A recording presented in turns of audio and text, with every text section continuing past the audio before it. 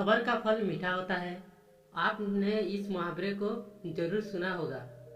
चलिए आज हम इस कहानी से जानते हैं कि इसका मतलब क्या होता है। इस कहानी में बताया गया है कि तारों को कैसे ईर्ष्या का भाव उत्पन्न होता है और श्री नारद मुनि उनको कैसे इस मुहावरे का अर्थ समझाते हैं। ये अत्यधिक सुंदर और प्रेरणादायक कहानी है।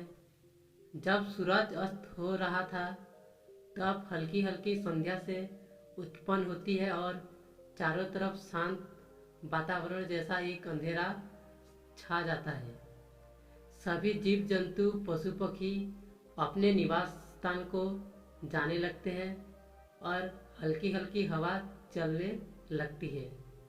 हम जब आसमान की ओर देखते हैं तो सूर्य अस्त होता है। तभी आसमान में तारे टिमटिमाने लगते हैं। कुछ तारे अत्यधिक चमकीले होते हैं परंतु कुछ कम चमकीले होते हैं। अधिक चमकीले वाले तारों पर हमारी नज़र जल्दी पहुंचती है परंतु कम चमकीले वाले तारों पर हमारी नज़र बहुत कम ही जाती है। इसलिए हम उन पर ध्यान नहीं दे पाते और उनकी सुंदरता फीकी पड़ जाती है।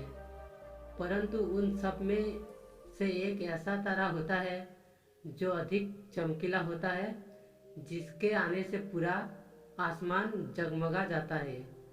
वो इतना सुंदर और चमकीला होता है कि उसके जगमगाने ही लोगों के चेहरे पर खुशी आ जाती है। उसे हम स्वाति नक्षत्र के नाम से जानते हैं। अत्यधिक चमकीला और सुंदर होता है जिसके आने से लोग खुश हो जाते हैं।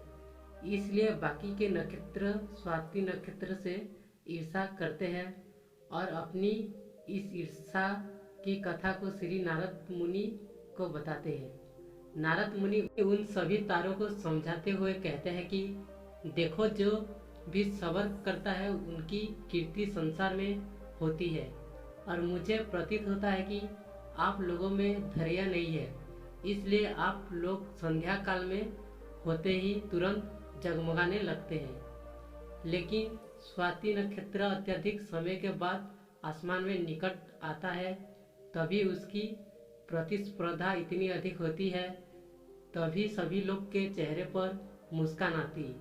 इसलिए कहा जाता है हमें सब्र करना चाहिए क्योंकि उसका फल मीठा होता है। यदि तुम देर में आसमान में टिमटिमाते होते तो तुम्हारा भी महत्व होगा और तुम्हें भी लोग अलग नाम से जानेंगे। नारद मुनि द्वारा समझाई गई बात सभी तारों को समझ में आ गई। सबर का फल मीठा होता है, ये बात हम सब जानते हैं और इसे हम लोगों ने महसूस भी किया है। मैं हमेशा अपने कार्यों को पूरा करने के बाद उसके परिणाम के इंतजार में उतावला हो जाता हूँ या फिर अपने आने वाले कार्य को पूरा करने के लिए उतावला हो जाता हूँ, जिससे मेरा आने वाला कार्य बिगड़ जाता है। परंतु मुझे ऐसा नहीं करना चाहिए। मुझे सब्र करना चाहिए उस परिणाम का या उस आने वाले कार्य का, जिससे मैं उस कार्य को अच्छे से समाप्त करूं और उसका परिणाम भी अच्छा हो। हम जानते हैं जल्दी में लगाए हुआ निशाना हमेशा अपने गोल से बाहर जाता है। हमें धैर्यपूर्वक उस निशाने को भेजना चाहिए, तभी हमें जीवन में सफलता मिलती है।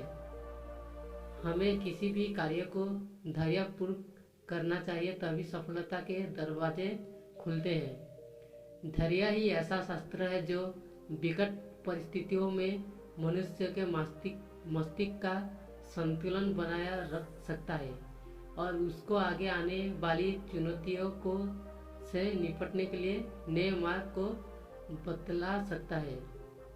बड़े बड़े महात्मा और महापुरुष के द्वारा भी बताया गया है कि हमें भी किसी कार्य में सफलता पानी है तो उसे चिंता मुक्त होकर करना चाहिए और सब्र रखना चाहिए।